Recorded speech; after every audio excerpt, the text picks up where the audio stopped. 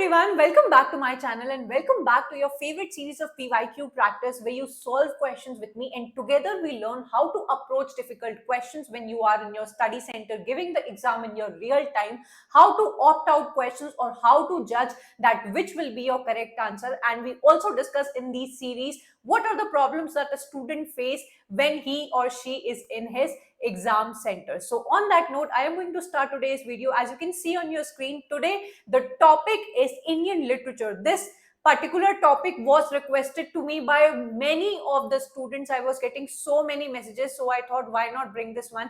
In this video, you are going to see all the latest questions that came in the March Shift 1 exam, and I have also gone a step further and brought some interconnected questions for you just to show you कि जो आपके recent exam में questions आए हैं क्या वो पहले भी आ चुके हैं और अगर आए हैं तो कैसे questions आए हैं. I have put in a lot of effort in this video which you will be able to see, and if you like it, do appreciate it. On that note, we are going to begin. The first question that you see on your screen is Tribute to Papa is a book of poems written by. From the very question you can make this thing कि आपका जो ये point पूछा गया है, ये जो आपसे title पूछा गया है Tribute to Papa, it is not a single poem, it is a book of poems. That means it is a poetry collection and directly you have been asked out of the 4 options कि इसमें से कौन सा वो writer है या कौन सी वो राइटर हैं जिन्होंने ट्रिब्यूट टू पापा नाम की आपकी पोएट्री कलेक्शन लिखा है. So your answer is Mamta Kalia. She is a very famous Indian author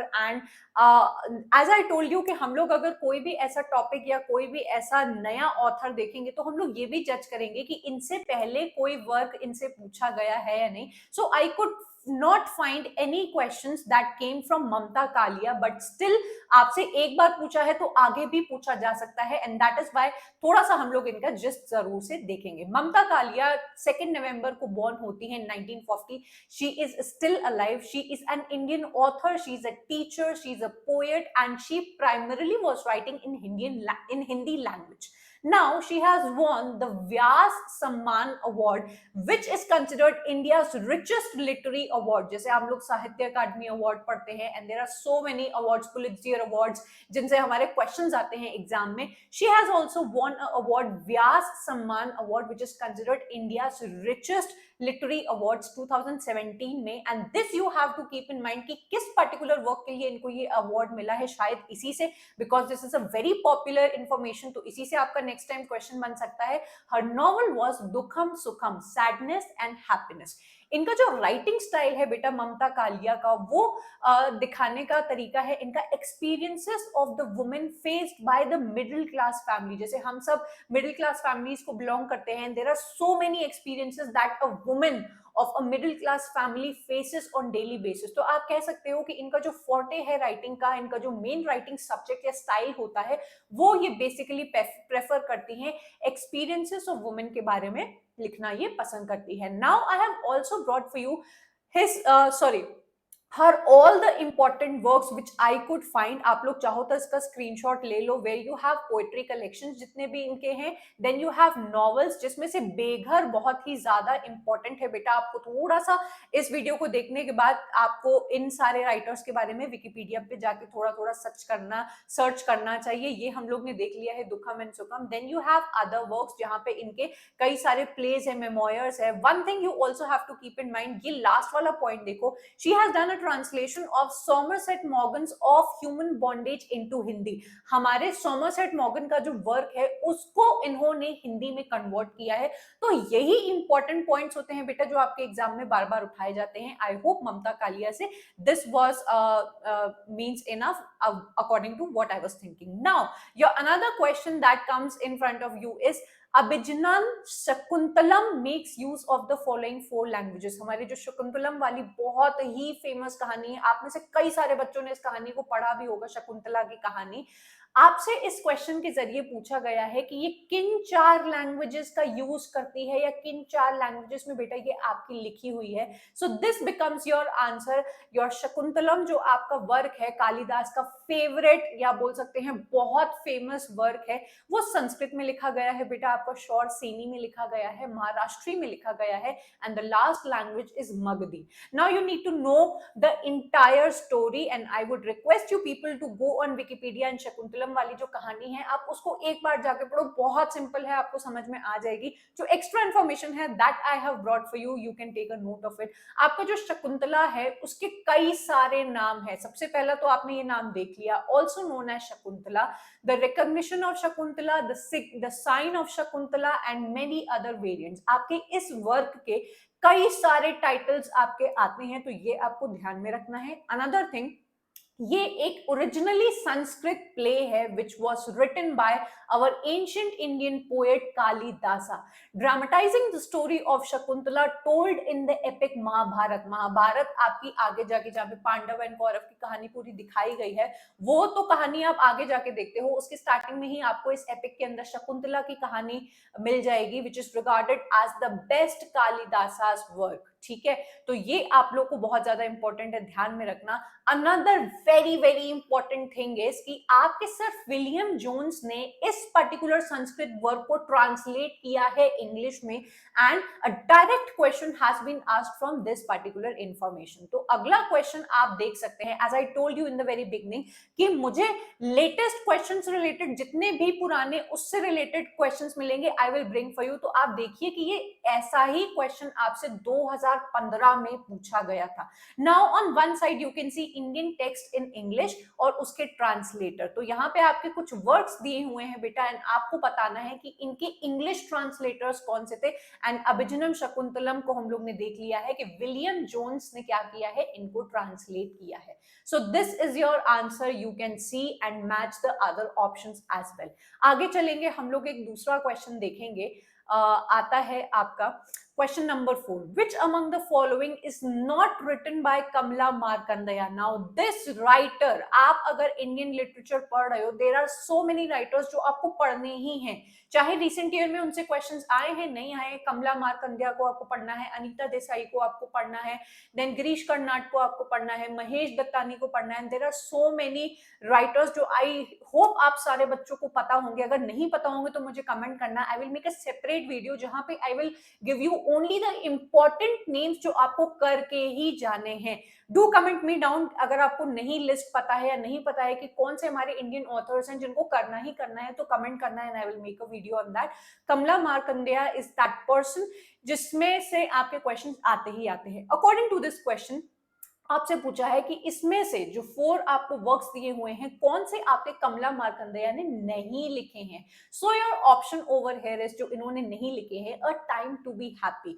now as I tell you people in my shorts also कि क्वेश्चंस को जज करने का, पीवाईक्यू को प्रैक्टिस करने का तरीका क्या होता है। क्या आंसर मिल गया तो हम लोग को आगे बढ़ जाना चाहिए भाई। क्वेश्चन के अकॉर्डिंग मुझे इतना तो पता लग गया कि some inner fury, the nowhere man and golden honeycomb भाई हमारे कमला मार्कंडेय के वर्क है। बट आपका एज अ स्टूडेंट की फर्ज बनता है कि आप लोग जाके सर्च करो कि अगर ये ऑप्शन मैंने एक्सक्लूड किया है तो ये किसका वर्क है, and that is what we are going to do now. A Time to Be Happy is the work which was written by Nayanthara Sehgal. Again, she is a very very important Indian author. अगर आप लोग के लिए ये नया नाम है तो प्लीज बेटा टेक नोट ऑफ इट और आप इनको अपने नोट्स में जरूर से अपडेट करो। Nayanthara Sehgal is an Indian writer in English. She is an Indian writer in English. Indian writer है, बट जैसे हम लोग ने ऊपर देखा ममता कालिया को, वो हिंदी में ही लिखना पसंद करती हैं primarily, but she is an Indian writer who prefers to write in English. आपकी कमला मार्कंडेय ने भी पूरी एक पोयम भी लिखी है इसके ऊपर, तो वो आपको पता होगी। हर fiction deals with India's elite responding to the crisis engendered by the political change. Now बहुत ही अलग थीम पे ये लिखती हैं, ये आपके इलाइट की तरफ से लिखती हैं। जैसे अमीर लोगों के इलाइट कल्चर को डिफेंड करने के लिए कोई नहीं होता है, कि किस तरीके से पॉलिटिकल चेंज उनके रहन सहन में किस तरीके से बदलाव लाता है या उनको कितनी प्रॉब्लम्स होती हैं। तो she writes about these topics and Nayantara Sahgal. इनके बारे में कुछ और भी चीजें इंपॉर्टेंट है जो आपके लिए जानना जरूरी है, कि she was one of the first female Indian writers in English to receive wide recognition. जिस तरीके से हम लोग देखते हैं कि वर्जीनिया वुल्फ, हमारी मैरी वुllstonecraft, इन लोगों ने फेमिनिज्म वगैरह की वेव स्टार्ट की है। तो जो भी आपका पर्सन होता है जिसने पहले पहले कोई काम किया होता है, उसका नाम बड़ा प्रसिद्ध हो जाता है। And similarly in Indian literature you have to apply her name, that is Nayantara Sahgal, जो बहुत ही स्टार्टिंग की एज से ही इन्होंने लिखना स्टार्ट कर दिया था। And she was the first Indian writer, female writer to receive recognition. She is a member of the Nehru family, not the Nehru Gandhi family as she often points out. The second of the three daughters born to Jawaharlal Nehru's sister विजय लक्ष्मी पंडित. आपकी जवाहरलाल नेहरू की one of the three sisters की भी ये एक daughter है, तो उनका नेहरू मतलब क्या कहते हैं, आप बोल सकते हैं कि फैमिली से कनेक्शन हमेशा बैठाया जाता है. शी वॉज अवॉर्डेड 1986 में Sahitya Akademi award. Now this is very important for English for her novel rich like us. I told you ना कि इनका लिखने का जो स्टाइल है वो इलाइट कल्चर की तरफ से लिखने का ये पसंद करती हैं. तो इन्होंने एक वर्क लिखा है नॉवल रिच लाइक अस 1985 में. इनको अवार्ड किया गया था by Sahitya Akademi award and also which is India's national academy of letters. आगे बढ़ेंगे and as I told you कि I again wanted to bring in notice for you कि क्या अब हम लोग देखेंगे जो हम लोग से लेटेस्ट क्वेश्चन आया है, क्या नयनतारा सहगल से और भी क्वेश्चंस आए हैं. So take a note of this question. Question number 5, Which two of the following are autobiographical narratives? आपसे इन वर्क्स में से पूछे हैं कि आपके ऑटोबायोग्राफिकल नरेटिव्स कौन से हैं. क्या कंथापुरा है, मीटलेस डेज है, प्रिजन एंड चॉकलेट है, या फिर the God of small things है. अभी तक आप लोग से आंसर बन गया होगा. बेसिकली आप यहाँ पे एलिमिनेशन भी यूज कर सकते हो कि कंथापुरा और आपका गॉड ऑफ स्मॉल थिंग्स तो ऑटोबायोग्राफिकल वर्क्स नहीं है, तो आपका मीटलेस डेज एंड हमारा प्रिजन एंड चॉकलेट केक बन जाता है जो कि आपके ऑटोबायोग्राफिकल वर्क्स है. ऑटोबायोग्राफिकल आप सबको पता होना चाहिए कि क्या है. आपका आत्मकथा जिसके बारे में लिखी होती है. तो आपकी Sara Suleri Goodyear's famous novel Meatless Days 1989 में एक बहुत ही अच्छी आपकी ऑथर के लाइफ के स्ट्रगल्स के बारे में ये दिखाने की कोशिश करती है. ये नॉवल एक पोस्ट कॉलोनियल ऑटोबायोग्राफिकल नॉवल की तरह डील की जाती है, जहां पे थीम्स है बेटा आपकी identity, politics, gender and race. ये जो इनकी नॉवल है वो सोशियो पॉलिटिकल मिलेनियम या फिर उस क्राइसिस के बारे में दिखाने की कोशिश करती है. एंड उस दौरान जो आपकी न्यूली डेवलप्ड कंट्री थी पाकिस्तान, उसको किस तरीके से पोर्ट्रे किया गया है वो पूरा आपको इस वर्क में देखने को मिल जाएगा. Again next we have Nayantara Sahgal's autobiography which is known as Prison and Chocolate Cake, जो कि एक बहुत ही ग्रिपिंग स्टोरी है आपकी एक औरत की who grew up in a Nehru household. ये ऑटोबायोग्राफिकल है तो आप समझ सकते हैं कि ये कैसे अपनी लाइफ के इंसिडेंसेस इसमें बताएंगी. So these were the two autobiographical novels. आगे चलेंगे और देखेंगे कि क्या नयनतारा सहगल से हम लोग को और भी वर्क्स देखने को मिलते हैं. सो in list 1 you have a list of writers and in list 2 you have again some list of work. अभी अभी हम लोग ने देखा कि नयनतारा सहगल को जिसके लिए साहित्य अकादमी अवार्ड मिला है वो है हमारा रिच लाइक अस. तो यू कैन क्लियरली सी कि ऐसा नहीं है कि नयनतारा सहगल से आपके this time he first time question पूछा गया है. कई सारे क्वेश्चंस हैं जो आपके नयनतारा सहगल से बने हैं एंड बाकी भी राइटर्स आपके हैं. बाकी आप राइटर्स देख पा रहे होंगे, अनीता देसाई को तो आपको करना है, अरुण जोशी, कमला मार्कंडेया, ये हमारे इंपॉर्टेंट राइटर्स हैं जिनके सारे वर्क्स आपको बेटा पता होने चाहिए. ठीक है, चलेंगे हम लोग अगले क्वेश्चन की तरफ and we will see question number 7. Which one of the following have not been written by Mahesh Dattani. I told you ये आपका लेटेस्ट क्वेश्चन है जो मार्च में अभी आया था आपके. महेश दत्तानी से पूछा गया है कि कौन सा इनका वर्क है जो मतलब कौन से वर्क्स है इनमें से जो इन्होंने नहीं लिखे हैं. तो दिस इज योर आंसर कि बी एंड डी इन्होंने नहीं लिखा है. बी है आपका fire and rain and D है आपका अ टच ऑफ ब्राइटनेस. इन दोनों को देखते ही आपको क्लियर हो जाना चाहिए था कि ये किसके किसके वर्क है. आपका टच ऑफ ब्राइटनेस बेटा वर्क है आपके प्रताप शर्मा का and the fire and the rain आपका बहुत ही फेमस वर्क है हमारे गिरीश कर्नाड का, जो कि हमारे वो एक था टाइगर वाली पिक्चर में इन्होंने रोल किया था. So he is a very famous actor, playwright, director, author. बहुत ही ज्यादा क्वेश्चंस आपके इनमें से आते हैं. इनके फेमस सेक्शन जहां से क्वेश्चन पूछे जाते हैं कि हयावदना से, तो वो पूरी कहानी आपको अच्छी तरीके से आनी चाहिए with characters, with story plotting, किस चीज का there was a very recent question कि वो किसके ऊपर ट्रांसपोज्ड हेड्स के ऊपर वो लिखी गई है, क्या उसके क्या बोल सकते हैं रीमेक्स बने हैं एंड सो ऑन. ये आपको पता होने चाहिए. ठीक है, अगला क्वेश्चन देखेंगे क्वेश्चन नंबर 8 से. Mango souffle India first major gay themed film is an adaptation of Mahesh Dattani's play. अब महेश दत्तानी से I told you कि हम लोग और क्वेश्चंस देखेंगे, तो 2018 में आपसे पूछा गया था कि महेश दत्तानी का वो वर्क बताइए जो इंडिया का first major gay themed play बन जाता है। आप सभी बच्चों को पता है कि ये LGBTQ वाले जो हमारा सेक्शन होता है, क्यूअर थ्योरी जिसके अंदर हम लोग की आ जाती है, उसके बारे में it is considered a taboo topic. हमारे इंडिया में इन सारे टॉपिक्स को बहुत अच्छी तरीके से सेलिब्रेट नहीं किया जाता है। Teachers don't talk about this topic, बहुत ही ऊपर ऊपर से वो लोग बात करना पसंद करते हैं। जब हम लोग क्यूअर थ्योरी पढ़ेंगे, सेक्स एंड जेंडर थ्योरी पढ़ेंगे, तो हम लोग इसको और भी डेप्थ में करेंगे। फिलहाल के लिए आपसे महेश दत्तानी के कौन सा वर्क है जो इंडिया का first major gay themed film थी, तो ये आपका वर्क है बेटा On a Muggy Night in Mumbai. Very very important question ये है जो आप लोग को नोटिस में रखना है। आगे चलेंगे और हम लोग देखेंगे थोड़ा सा इस वर्क के बारे में। On a Muggy Night in Mumbai 1998 का ये वर्क है, first contemporary Indian play to openly tackle gay theme of love, partnership, trust and betrayal. आपके गे थीम के ऊपर ये बना हुआ है, ये हमारा फर्स्ट प्ले माना जाता है। महेश दत्तानी अगेन गिरीश कर्नाड की तरह बहुत ही ज्यादा वर्सटाइल पर्सन है, इंडियन डायरेक्टर है, एक्टर है, प्ले राइट है एंड राइटर है। इनके नोटेबल वर्क्स हैं बेटा फाइनल सॉल्यूशंस, जिनसे आपको 2 और क्वेश्चंस देखने को मिल जाएंगे। Dance like a man again, then bravery for the queen, 30 days in September. All his works are very very important. Overall Mahesh Dattani, Girish Karnad, ये सब लोग, विजय तेंदुलकर, ये सब लोग बहुत बहुत इंपॉर्टेंट है। ठीक है। Question number 9. Which of the following statements is not true of Mahesh Dattani's final solutions? As I told you कि महेश दत्तानी's final solutions, ये जो वर्क है ये आपको लेटेस्ट दिख जाएगा, आपसे डायरेक्टली इनके वर्क से क्वेश्चन पूछे गए हैं। ठीक है, तो प्ले सेंटर करता है around your middle class Hindu family during a communal riot, या फिर it challenges communalism. It is concerned with homosexual relationships. It promotes religious pluralism in South Asia. तो अभी अभी हम लोग ने देखा कि क्या कहते हैं मगी नाइट इन मुंबई वाला, वहां पे हम लोग ने होमोसेक्सुअल वाले थीम्स को देखा था, तो ये आपका नॉट ट्रू ऑप्शन बन जाएगा। ठीक है, आपको एक राइटर के सारे वर्क्स की एटलीस्ट थीम्स भी अगर पता होती है ना बेटा, तो भी आप क्वेश्चंस को बहुत ही अच्छी तरीके से डील कर लेते हो। Another question is question number 10.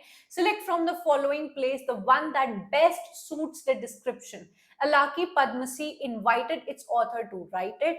Then the play had communalism as its theme. This play was banned from the Deccan Herald. Then theatre festival for dealing with a sensitive issue. Then the play, however, was produced by Playpen in Bangalore on July 1993. आपको बताना है कि ये सारे जो आपके descriptions दिए हुए हैं वो कौन से इनके प्ले पे बिल्कुल सही बैठते हैं। So we have already seen कि ये है हमारा फाइनल सॉल्यूशन जो कम्युनल राइट्स के बारे में, और ये जो जितना भी आपको डिस्क्रिप्शन दिया हुआ है इनके बारे में डायरेक्टली बात करता है। तो we saw Mahesh Dattani in many of his questions, and with that we have come to an end of a very very interesting session. I hope आपको आज का वीडियो बहुत ही ज्यादा इंसाइटफुल लगा होगा। Now if you will like this video and I will get a good response on this video, like this video and comment down below, तो हम लोग क्या करेंगे कि इसका हम लोग सेकेंड पार्ट भी करेंगे, बिकॉज अभी आपके इंडियन लिटरेचर से और भी क्वेश्चंस बचे हैं। Also do let me know in the comment section कि आपको सिर्फ लेटेस्ट क्वेश्चंस करने हैं, या ये जो मेरा तरीका आपने देखा कि जो लेटेस्ट क्वेश्चन आए उसको भी लगाया, उससे इंटर रिलेटेड पिछले जितने क्वेश्चंस आए हैं वो भी हम लोग साथ ही में लगाते हैं, सो दैट वी कैन जज कि इस राइटर से कितने वर्क्स, मतलब कौन कौन से क्वेश्चंस आते हैं। दोनों को ही आप लोग कमेंट करके बताएंगे, so that I can come to know कि मेरा जो नेक्स्ट वीडियो होगा वो किस तरीके से डिजाइन होना चाहिए। सो जरूर से आप लोग कमेंट करिएगा क्या आपको अच्छा लगा इस वीडियो के बारे में, या कोई सजेशन हो तो भी आप लोग दे सकते हैं।